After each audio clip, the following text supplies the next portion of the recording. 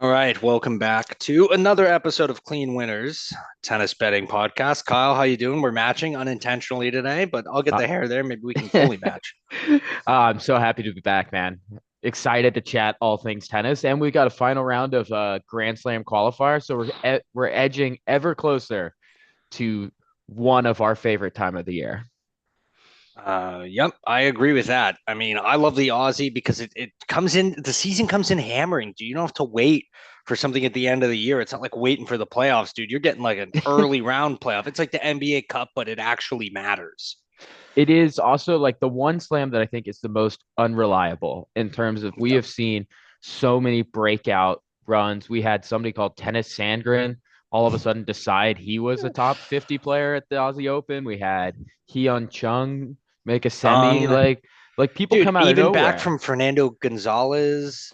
For Gasco when he Yep. was built like a Songa. yeah.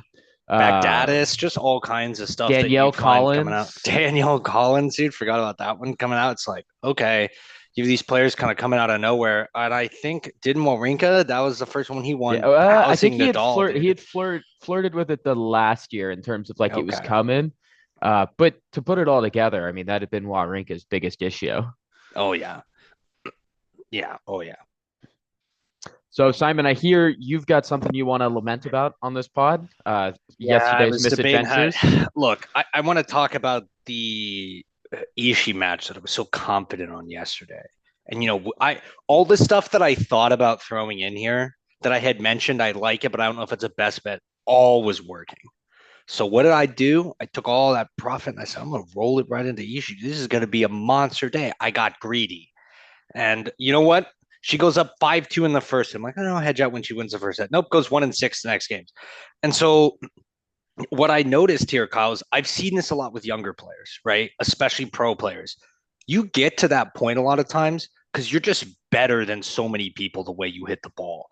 They don't realize it's like that old Vince Carter commercial where Vince Carter's like, my old coach used to say 2 points is 2 points. My old coach couldn't dunk, right? That's how these guys think. You want to play a 10 shot rally and blast a winner. You're like, yeah. And then you go and brick like 2 second serve returns. A point is they're all points are created equal in that sense. And I'm just watching this match. I'm like, why are you missing three serve returns from a player who's 5'4" and has lost like 15 of her last 20 matches? Like what? Like how does this happen? Right? And you look at this and it's like I don't know if it's a lack of maturity, but it's like you've played enough matches. You beat a player who's good the round before, or it just looked like up 5-2. She's like, I'm gonna cruise. This person's gonna go away, and it's like, no, but they're only gonna do one thing: make balls, right? You still have to beat them. You have to like want it. There has to be some grit. And I was like, I just don't see it, and it was so like I said, go up 5-2, then go 1-6, and at 4-all in the second set had break points doesn't get him. And it's the classic, like, okay, you're serving, but you've been struggling all match. Now you're down 4-5. Like, sure enough, comes out, dumps 2 free points. Is like, good luck being down 4-5, love 30. Like, you're probably not coming back from that. And it's the type of thing where, like, she was clearly the better player. Played just terrible from a return standpoint, strategy standpoint. It was still 6-4. Was still up 5-2. So the reason I think it was the most crushing one is like, what was the right play? Like, Yeah. was in great position. Everything was there. Just like decided it was going to be easy. Didn't want to qualify. Like, I don't know what it was, but to be up there, it's like, okay. I don't know what to say about this. And like, Vickery now is plus 270 in the next round against Victoria Golubic, dude. Like, I mean, that tells you what the books, the market think it's like, we didn't think she was going to get out of the last round. Yeah. I So, think I think all you learned yesterday is like the art of winning. Winning is hard. I mean, you can win in the juniors, you can hoover up challengers, but there's something about the bright lights of playing for probably your biggest paycheck to date that can really just turn you into a mouse. Um, and just caught, it's like, if you haven't been in that situation, I don't know. And again, I think a lot of it is just these guys, dude. And that's the formula for winning tennis is every point is created equal. You look Yeah, at Nadal and Djokovic, that's what they did, dude. Nadal makes you burn some 30-shot rally against him, 30-shot rally against him every point, man. He's not giving you free points. Same with Djokovic. And even the players now that do it, that's the formula, the Medvedevs of the world, even Zverev, like Damon are. Look how successful these guys are, right? Especially like a Medvedev and Damon are guys who don't really have a signature shot or play or tons of firepower just by making you work and not making mistakes. And I wish more players would see that and be like, you know what I need less of? Less Shapovalov, more Daminar. right. And I just don't know what that was. I was seeing shots and just plays where I was like, just make 5, 6 balls. Like just make. If you don't want to do that, then like you shouldn't be a pro tennis player. I don't know. It was frustrating because clearly it was just not the day for her, and I was like, oh dear God. So all the stuff, all the work from before had went back to where I was at the start of the day. I was like, perfect. Yeah, that's the thing with tennis though, is that the talent doesn't always stack up that day. It's frustrating to watch. Well, Tomorrow she could play that match, win it 2-2, and look like she should be top 15 in the world. Welcome to the variable of tennis betting.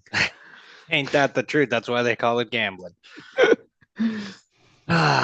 Well, I mean, I don't know if you have anything else you want to get into the match. I was watching a few of the other matches from some of the women's tournaments. Like I was watching a lot of the Aussie Open qualifiers, seeing a few of the players in there. I watched some of the other matches, the ATP. I didn't see anything in some of those that I was like, wow, I'm so impressed with. I mean, I thought Mensik's win was good, but like, it's Ben Shelton. He likes to choke a lot of matches, so I'm not really sure I'm like that impressed. I think what impressed me in that Mensich match was the scars of playing GMP were probably still lingering in his mind, where he had been outdueled. And playing Shelton can feel like playing GMP to a certain extent because you are going to get shelled on with winners and shots coming out of nowhere. So to stay mentally in that match, I think showed me a lot about who he's going to be. Another one that I wanted to highlight is Basha over to Bilo. Hello World, I think, with that lad. I know we talked off air. I was wondering, do you think the lights are going to be too bright against Mickelson in the next round, or do we think we could be looking at an early American title charge here? Early American title charge is a I little optimistic. Auckland tournament. What's he in the quarters now? So Mm. it's not out of the realm, but I just I had to get grand and bold with that take. I think I think if he was plus 185 or something, I would be like, yeah, we got to take that, right? Um, he's only plus 125. So to me, I would much rather take Mickelson, someone who's more of a proven commodity, has shown he can come through in some of these tight matches. I would consider going over on the games, but to your point, if the lights are too bright, Nishesh is going to come out here and he could lose 4-3, and you're just dead in the water on that over games bet too. So I'm a little hesitant. I would probably, of anything, lean Mickelson straight up. I just haven't seen enough in Nishesh and like okay, this is an ATP level tournament and you're ready and you're calm. And I thought he played a good match to win. That was a tough match. Like that wasn't given to him. He had to go out and play a lot of good points. And I think even the commentators were talking about how they respected his poise that he had, winning that match for someone who hasn't really been there a whole lot. That being said, you told me before the pod you thought Tabio was going to have a down year, and so far your predictions looking like it's coming true. He's just been one of those players. He's kind of like Chirundala, who lost to the baby Ferrer in RCB. You don't love betting on them because from tournament to tournament, it seems like you never quite know what you're going to get.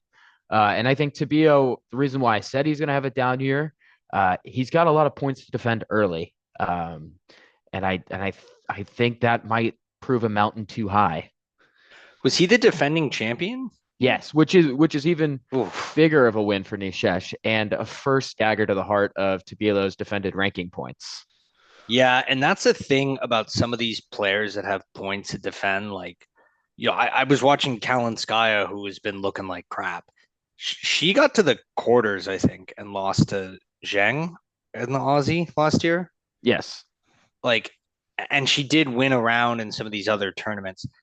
If she goes out early in the Aussie, like all of a sudden, what goes from I'm a seed, I'm automatic entry to every tournament, maybe means that some of these like 500 tournaments with only 30 players, like it could be tough to get into because that's, I mean, I think that's like 1,000 ranking points or something if you get that far. I got to look at the ranking points breakdown. I'll get there. But to your point, that's another one I saw where like some of these players that have points to defend early in the year, if it doesn't work out for them, that can be tough. Conversely, if you win like a 500 or a 250 and then get to the third round of the Aussie and you're a lower ranked player, your year can be set up where now you have a free roll in all these tournaments you didn't think you were going to get direct entry.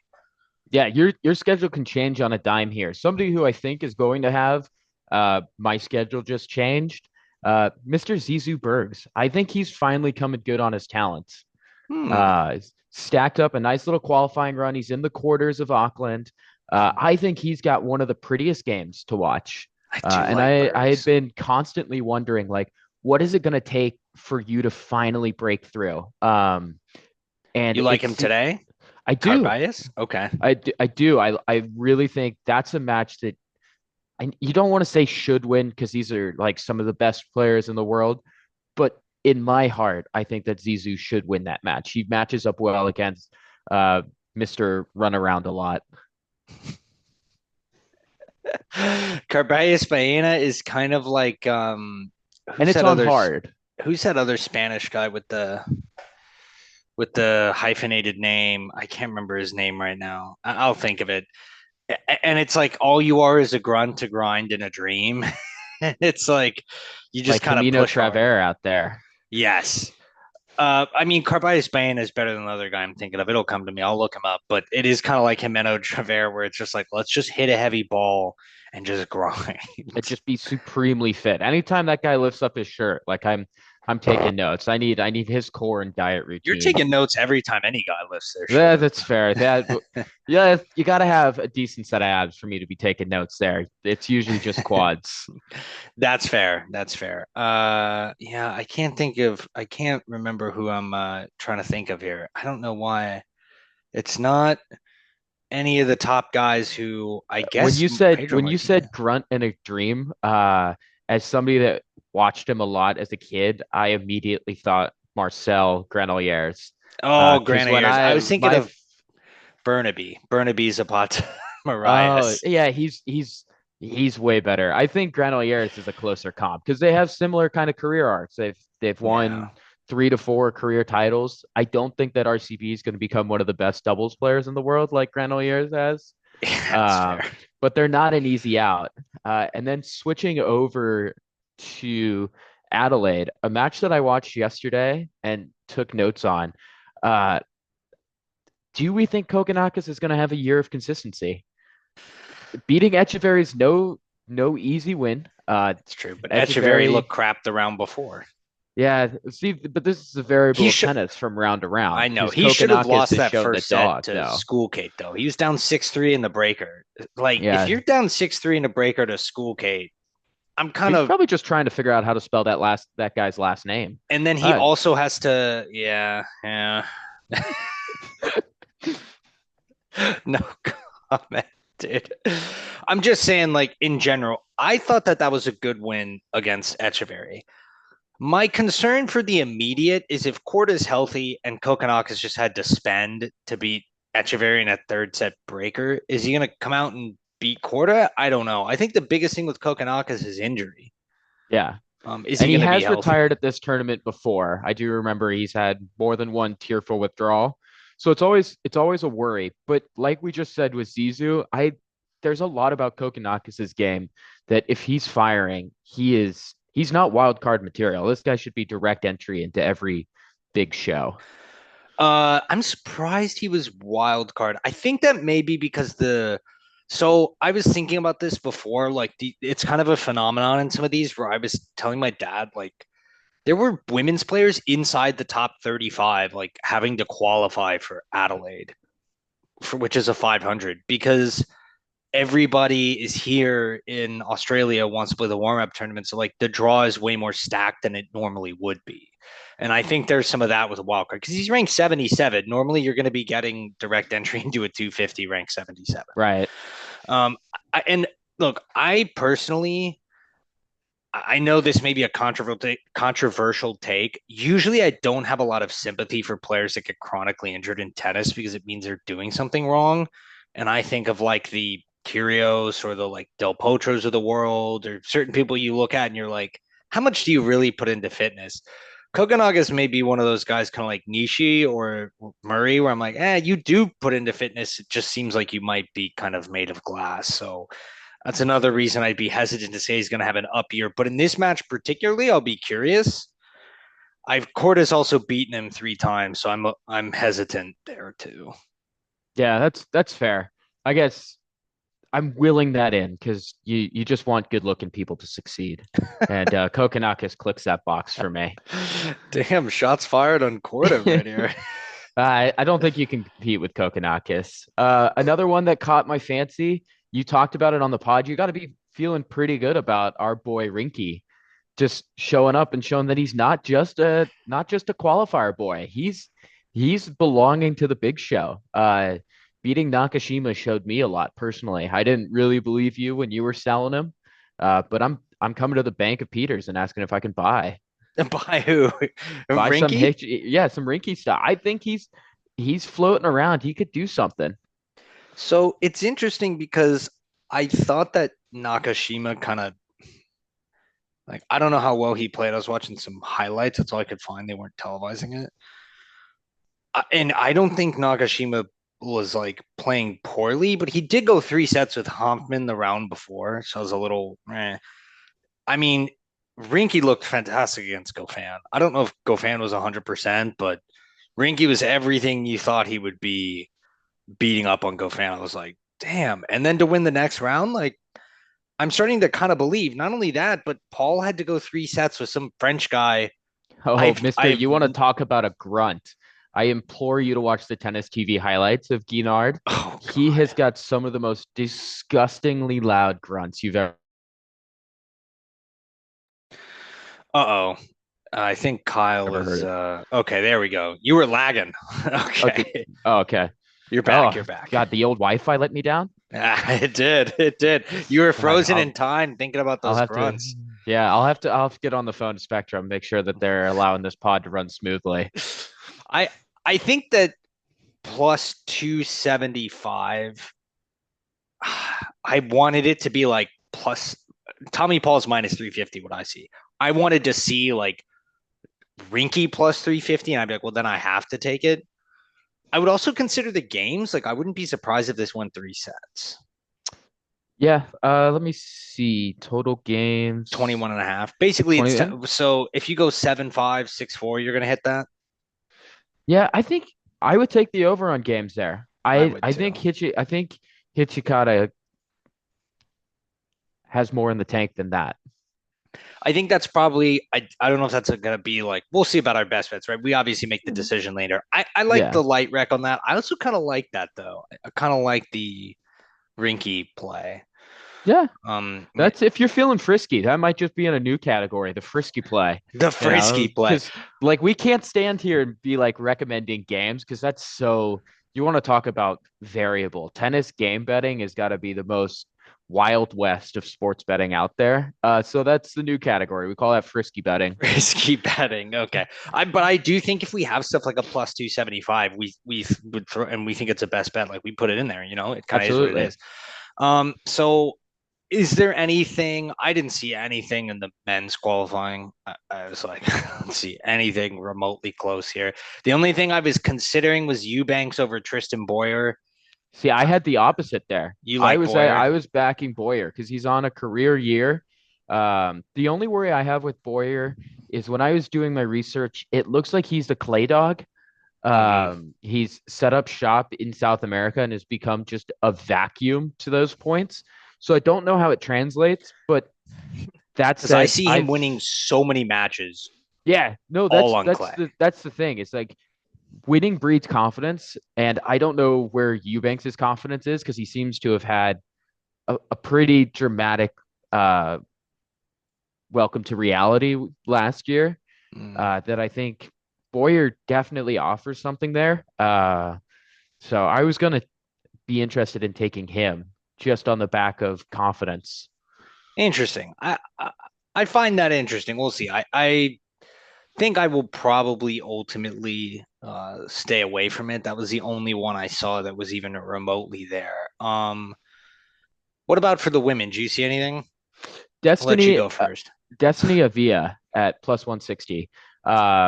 If listeners don't know, you can watch the Aussie Open qualifying on Hulu, Hmm. depending on which package you have. And I happen to have the pleasure of watching her previous two rounds, and I have just been so impressed with her ball striking. And I was kind of shocked that she was not made the favorite going into this match. Interesting. Okay, so I do think that Ayava has like a real hot and cold thing. If you look at her results, though, right? We were talking about this. She won so if people don't know how the WTA works, right? The challenger will have like a 75 or whatever. The WTA will have the number of points. So like a W35 is 35 points. W75 and Playford is 75. So obviously the higher the number, W100 is like right below the 125s. They have it in a lot of increments. So she won a W35 and beat Emerson Jones, who's a really talented 16-year-old, and Madison Inglis, who's good. Lizette Cabrera, good players, right? Lost to Emerson Jones again later, and then won the W50 Brisbane in November, and then has been housing people, housed Bogdan and Udvardy. So she's in that area where like her form is good. It's Hmm. really good. I do think that when you look at this, like Eva Lees is also a good player. I think she has a tendency to be unreliable. And I think the last time I bet her, she did not win. Or I think I bet against her because I was like, I think she's going to lose. Um, and so it's kind of like I get some of that. So oh, you know what it was? She lost to Ao Ito in Osaka in three Ah. sets. I was like, I definitely played. Yeah. Yeah. So maybe I shouldn't put too much stock in that one, right? Because obviously, it kind of is what it is. But I look at her matches and she's lost to, so she had to retire a match against Sone Cartel and Anna Barndar due to injury. You throw those out, she's beaten Serenko, Mertens, Sonmez, uh, Seidel is a good player, I think. McCartney Kessler, Camila Osorio. Her losses are to Ito, Suzanne Lamans, Marie Boskova. Like those are all good losses. The only one that was bad was a Chinese player I've never heard of that she lost to. So I think she can be hot and cold, but I agree with you. I think the odds are good enough that I would be willing to make that play. Plus 175, I think, is too much And we got to for, factor in an Aussie crowd for Destiny. yeah. They're gonna want the home child to get into the slam. Especially because she's been playing some of the best of her career. I think she's Yeah, 24, maybe. Let me look this up. born in She's 24, 2000. 2000. Yeah, So it's right at that point at the WTA where like you start to realize if you're going to be that player who can make something or you're just kind of always going to be a low level floater. Because it's very rare you see WTA players who are like doing the Brian Baker, right? Where you're like, oh my God, they're 29 and what a stud. It just yeah. doesn't typically happen. So this is kind of a window and she's playing that ball. So I like that one. I'm Uh, definitely on board with you there. and then I have just a question to ask you. How at 38 years old has Levchenko won two matches in qualifying? What happened Dude, there? That I is was truly wild. I hadn't she thought it. I know she's still had has drug that dog in bans and her. everything. So I had forgotten about Favara Levchenko, and I saw her name on DraftKings this morning, and I thought it was a mistake. No, it's dude, she still has that dog in her. I was watching her in the Limoges tournament and that Angers tournament, and I saw her playing Dominika Salkova, who again I think is a really good player. I think she's probably going to be she's right on the cusp. Like you'll see her at this point this year.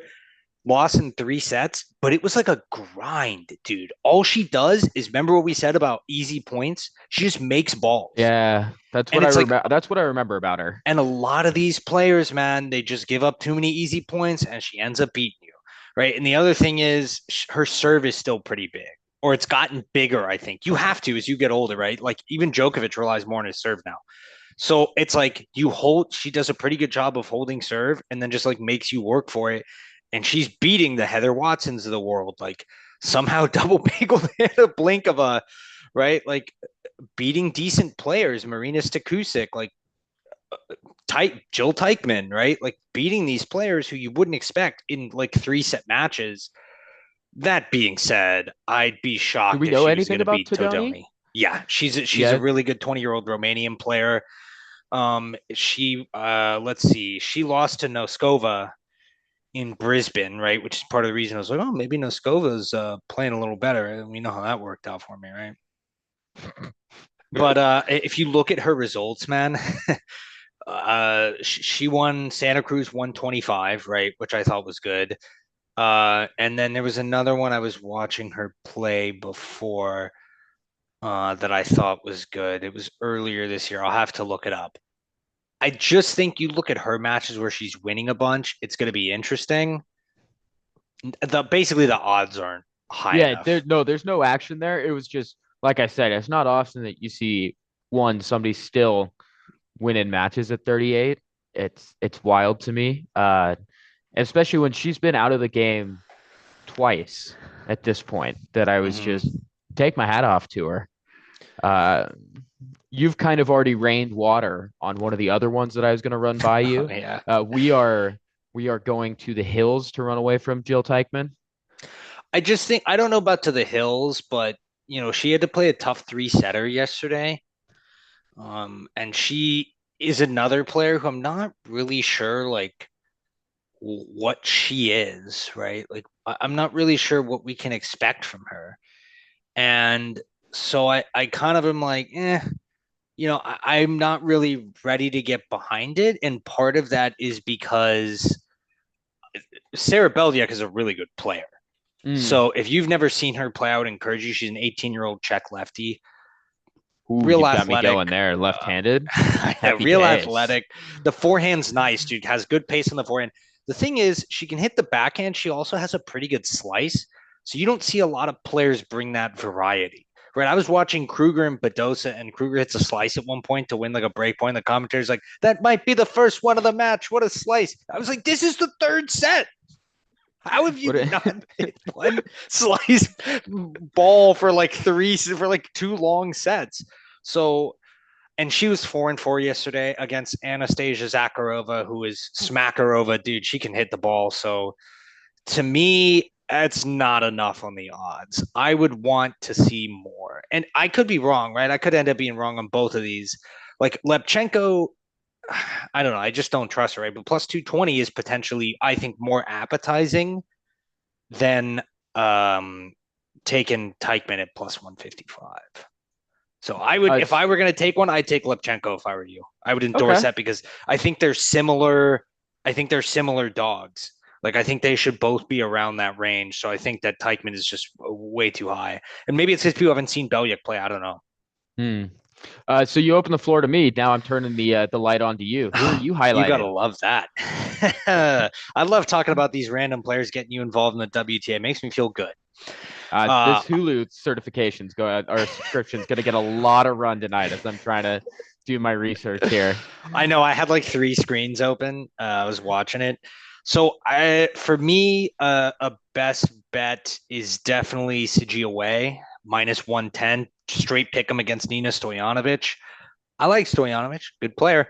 Um, and I think that she's also someone that is at that point where it's like, you know, you might be seeing a little something from her, like late careerish, right? Maybe can get back into the top 150. But she's 28, man. Like Yeah. she had her peak rank in March of 2020. So when she's 24, remember what we were saying? That's usually when you can kind of see what players are. And since then has kind of floated around. She went 3 sets with Robin Montgomery yesterday. It was a tough out. Montgomery's a pretty good player, but she wasn't playing her best ball. And CG away, like I said, we talked about it. She's lost twice to Ito in two separate WTA 100 and 125 finals. So she's beating good players, dude. Beating Hmm. Mananchaya, the Thai player, twice, beat Sarah Saito, it beat Lizette Cabrera, who used to be a good player. I don't know how much she is now. And after she beat Sasnovich in the first round, she was handling Korpatch. I just don't think this should be a pick 'em. I was looking at this to be minus 150, minus 160. I'd say, Hmm. I don't know, that might keep me off of it. Nope, I'm going to be on way here. Um, so that's my first one. My second one is one I should have been on yesterday. I was kind of advocating for. Don't know what I was thinking backing out of that, but that's Brenda Fruhvirtova. She absolutely had laid the wood to Irani. She laid the wood the round before, and Maya Chwalinska, man, had a 3 hour and 20 minute match against Dominika Salkova in the first round. Had a 2 hour and 10 minute match yesterday, 3 sets. She's played 6 sets of tennis and has been on court for 5.5 hours. And Brenda has been on court for 2 hours and 3 minutes. So I'm going to let Okay. that sink in over two Yeah. matches, 2 hours and Wow. 3 minutes. So to me, she's just housing people. She opened at minus 170. I see her minus 185. I'm gonna play that thing, all the way up to minus 250 if I had to. I just don't really think Twolinska has the juice in her to win again. It may go 3 sets, but that's it. And the other one I have here, and I know this one made you nervous initially, but I'm gonna take Keys minus 200. She lost the first set yesterday. I was watching it. She just got Ostapenko'd, dude. Like it just That happens to the happens. best of us. Like there's nothing you can do. I was watching. I was like, this is just absurd. Like I knew then it was going to go 3 sets, and it's just a matter of whether or not you get Ostapenko again in the third set or not, and she did not. So I've noticed kind of a slightly higher level of focus from Madison Keys. I don't know if it's because she's like, hey, I'm 29 and I have limited time frame of my career, and I've kind of wasted away a lot of it. I've been the Zverev here of the women's tour, not of the off court issues. You know what I'm saying? I'm talking Right, right, about right. No, I got you. Strictly playing a on court major stuff. against someone else who only won one major in the final and playing a horrible final, right? And just kind of slightly underachieving. So I'm definitely gonna go there. And she's 9-2 all time straight up versus Kasatkina. So, but I will say this, even though I don't think Kruger's going to win today, but I think the odds are too much. I was really impressed with the way that she kind of played against Badosa, man. Like Badosa wasn't going away, hitting a lot of balls, playing some insane shots to get to a second set breaker and then win it, right? And then Kruger Hmm. comes in and just locks down the third set, and eventually Badosa cracks. So I was pretty impressed. Sometimes with these people who hit big, dude, they just don't find a way in the clutch. But I liked that one. I've just seen another one. I think Harriet Mm. Dart. I think I'm gonna play Harriet Dart today. I am just every time I see her when she gets the certificate of wild card into Wimbledon, she's always making runs. I just really enjoy her game. So I think I'm gonna play that one today. I like Dart. I was initially hesitant just because of the odds, right? And Dart's another one of those players that you're like, well, Up and down, kind of with her like with her ranking trend. exactly, but she's always kind of been in this range. And I looked at it, her peak rank was actually in September of last year. So I was like, that's pretty good. Obviously, I think that Taylor Preston's a good player, the 19-year-old Aussie she beat. So going 3 sets there and going 1-2 in the next 2 sets isn't really much of a concern. My bigger concern was when I saw her losing to, Priscilla Hahn, right? Who lost to Burrell last night. You see that, you're like, I don't know about that.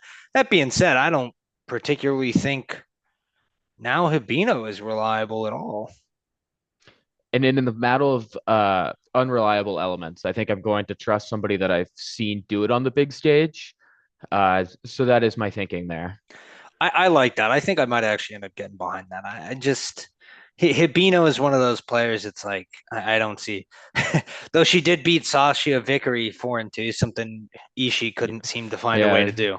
Maybe she needs to send Ishii over those notes. Get her on the training court, just Yeah, how to beat Vickery something. plan. Hey, at least one Japanese player could find a way over a mediocre has been. Sorry, Vickery. I'm sure if anybody knows her, they'll be like, "Don't talk trash." Uh, That's all in good fun. I know, I know. I think that's all. Like, I have. I see a lot of these matches. I'm obviously gonna watch Burrell and Oksana, two players I've been watching, but I'm not gonna. I still think I'm not gonna get behind that. the final round of qualifying. I was super excited to look at the lines because I thought there was a lot of good matchups, but there is if you're going to bet the final round of qualifying, bet at your own risk because this is even still super unreliable round of tennis because you've got guys that are going to go like Clement Sheikday and Hadi Habib. Fun story, I was actually disqualified after playing against Hadi Habib back in the 12s. I think I hit a ball, tried to hit it out of the stadium, and did a Dennis Shapovalov and hit the line lady. Oh, let's go. Yeah, so I was 13 and it happened so quick. My parents didn't even know I'd been disqualified until I walked off the court. That said, those are two guys that are having career runs in qualifying. And this happens where guys put it together and it's not an indicator of the whole season. It's just for 3 matches they're getting hot. So And it's on top of a that, big too, question mark. it's 3 days in a row. Yeah. So a lot of other tournaments are not like that. And that's another thing. If you can win your qualies and then get a day of rest, sometimes these guys have an advantage. If you have to go a fourth day, it's tough. But 3 days in a row, three things like that, sometimes guys get hot and it's just you can't do anything about it. Both ends. Sometimes there's women who they just catch fire and it's what can you do? That's why I picked Brenda. Yeah. But okay, that brings us to best bets. And Simon, Oh, who I do know you you want to like it. bring to the table? Okay, I'll say right there, it's Brenda. I know Okay. minus 185 a lot, but that's going to be my top confidence. I'm definitely going top confidence, Brenda. After that, I think my next confidence. God, I hate putting these big money odds. It's going to have to still be Keys minus 200. I look. She was playing well, has been playing well, and I don't even think that the Haddad Maya bet was that bad. She just got Madison Keys, right? So Mm-hmm. it happens. And my third confidence, but definitely still the best bet is CG away over Nina Stojanovic. I like that. I'm thinking we're finally going to see her in a main draw, see what she can do. I'm liking those three. That's what I'm Okay. going to take. So I'm going to lead off. My top confidence is Benjamin Bonesy at plus 125 over Kecmanovic. I think Bonesy last year had only lost 3 matches, got his inaugural tournament win at Metz, and has Yeah. just looked the real deal these past few months after being in the wilderness with injury. And I'm never been fully convinced by Kecmanovic. As a bit of a thick boy myself, I've always appreciated that he's doing it for the barrel chested boys. But that said, top confidence. I think Benjamin Bonesy wins that match. I'm going to play Tristan Boyer over Chris Oh, you're a Eubanks dog, dude. You're at a plus dog. 140. I think if we're talking 3 days in a row in confidence, Boyer's a great returner. And I've got to like stand up for the Southern California cohort out there. And my last one is I think I'm going to play Destiny Avila at plus 160. I like that I one. think home crowd Definitely on that. support, bring on the Aussies. I hope they're firing out there. In fact, if I don't see one shirtless man painted like an Australian flag, I'm going to be very upset with the Aussies. This is the Um, Quallies. They're not doing no, that. you should like go all out. Like this is the paycheck of their life. And then I've got not real like an in between spicy play here. Uh, and it's because I've got to ride my horse because he did so well for me. Fagunda Diaz Acosta at plus Yes, 230 over dog. Le Mans. I've got to take my boy Acosta there. Mostly because I texted you when Monfils was down 6-1-5-2. And I was like, we've got to fade him. So now, as a point of pride, even though he won that match, I'm going to bring somebody to the window that can beat Monfils. And I think it's my beautiful lefty boy from Argentina. Look, I'll tell you what. I get it. I need Angela is this like electronic dog that has this annoying bark. I need to bring that in here and play the like annoying bark every time you got these dirty dogs that you think are gonna be barking, dude. That's what I need. I need that more of that in my life. Yeah, I think so. Okay, you had Bonzi. I like Bonzi. Ieva, definitely. I'm on Ieva for sure. And then what was the last one we just Uh, talked about? Boyer at plus 140. And then I had but that one, I can caveat, I can be talked into betting on the game spread there, doing a little frisky bet. And then a point of pride, I got to stay with my spicy dog. Sorry, okay. And he is, let's see, Boyer's okay. Plus 130, yeah. And then Diaz Acosta plus 250. That's pretty good. I like that. I think you could also maybe just a little taste on Rinky, but I know you're staying with Diaz Acosta. I'm throwing that one in Yeah. the best bets. It's gonna I go mean, in. yeah, you're also allowed a little spicy pick here. So if you wanna put your money where your mouth is and back your boy Rinky, that'll be a And pod no, I certification. for me, Rinky's gonna be one of those small plays, right? Yeah. I'm not even gonna hit triple digits on the Rinky play. So that's how small it's gonna be, I think. Whereas some of these other plays like the Iavas of the world, I think is a good play. Obviously, I'm gonna be in pretty hard on Brenda here, and I think Keys too. That's probably gonna be a pretty strong parlay for me. So with that said, I think that's it. I've got Um, one final introduction for the oh, pod. let's go. Okay, I like where this is going. There is the music of a British boy named Henry Music of a Searle. British. Music just being a beautiful lefty forehand, How do kind you of spell it? reminiscent of Jack Draper. Henry Searle, Searle. Kind of unnecessary E there. Gotta talk to the naming committee over there Oh, in I see Britain.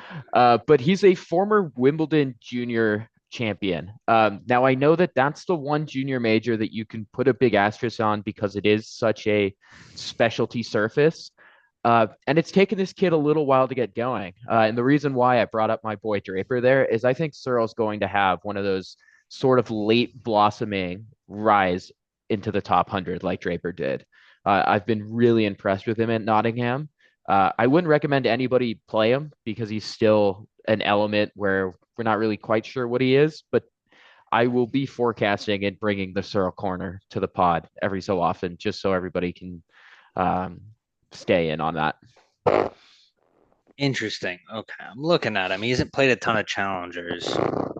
He's really not had a full pro season. He had a few celebrity wild cards, like it on the grass court tournaments that they give the British cohorts, and a few challengers, and the results Well, they're tough. Like he did get to be a lucky loser at Eastbourne.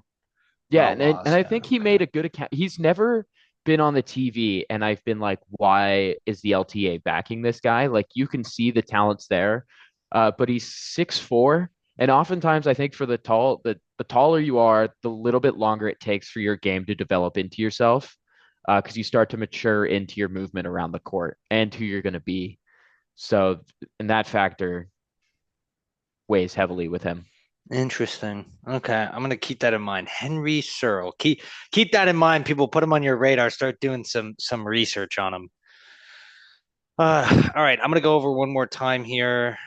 My best bets, just to confirm. I got Brenda Fruvidova, Madison Keys, and CG away, and then go for it.